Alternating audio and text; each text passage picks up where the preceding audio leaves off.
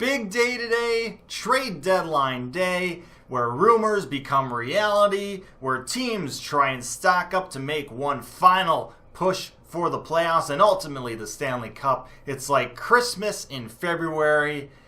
Yeah, let's talk about it.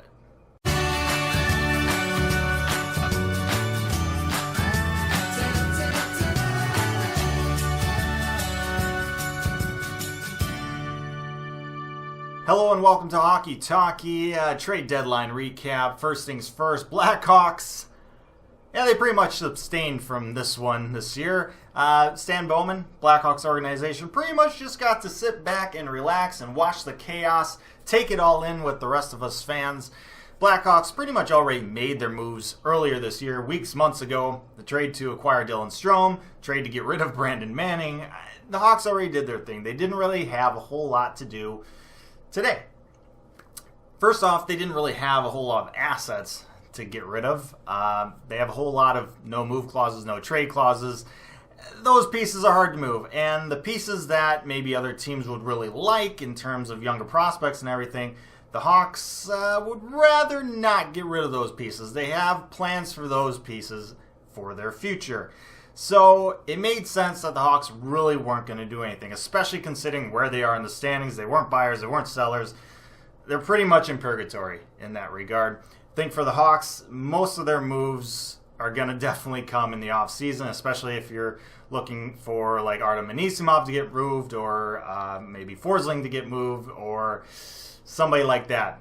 We have some free agents coming to be, Panarin, Bobrovsky, some other guys. It's going to be kind of crazy. We'll see what happens with the Hawks in that regard. But for the trade deadline, it made sense that they didn't really do anything.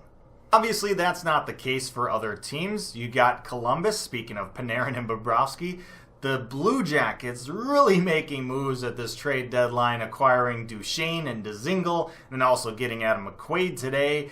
They're really going all in, and it kind of makes sense because with all the unrestricted free agents that they're probably not going to have next year, this is pretty much it for them. They kind of have to make the push this year.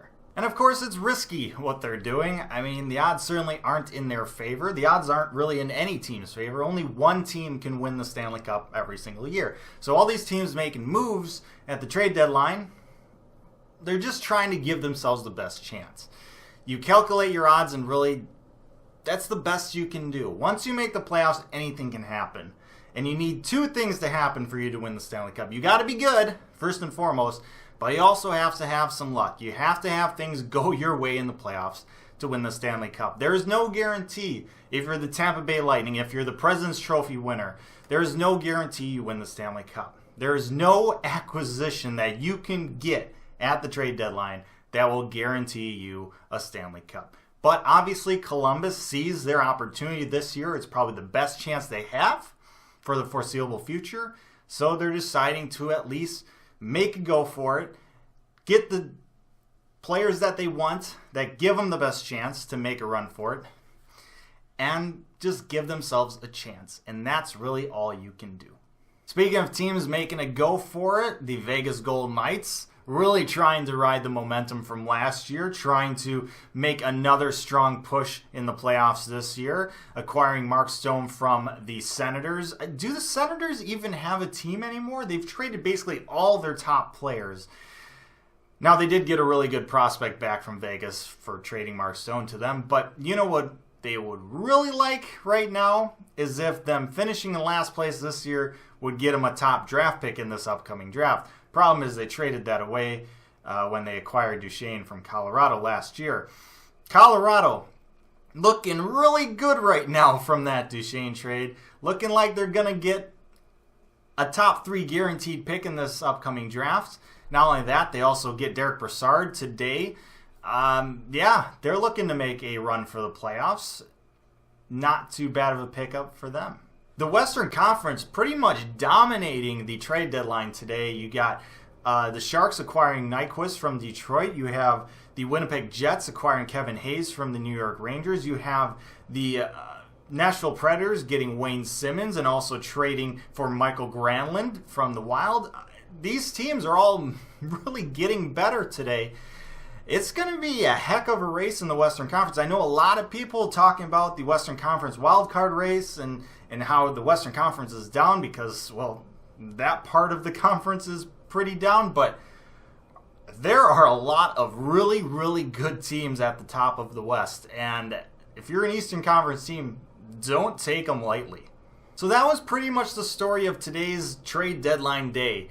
There were some other trades made by some other teams, just a lot of minor trades that really aren't going to put any team over the top or really increase a team's chances of getting a Stanley Cup. A lot of teams also just staying pat. You have teams like the Tampa Bay Lightning, the Calgary Flames, top 2 teams in the league, feel like they're in pretty good position heading into the playoffs.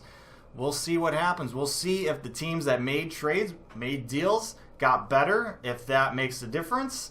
Or maybe these teams who got themselves set a while ago just kind of stay the course and end up, having to work out for them.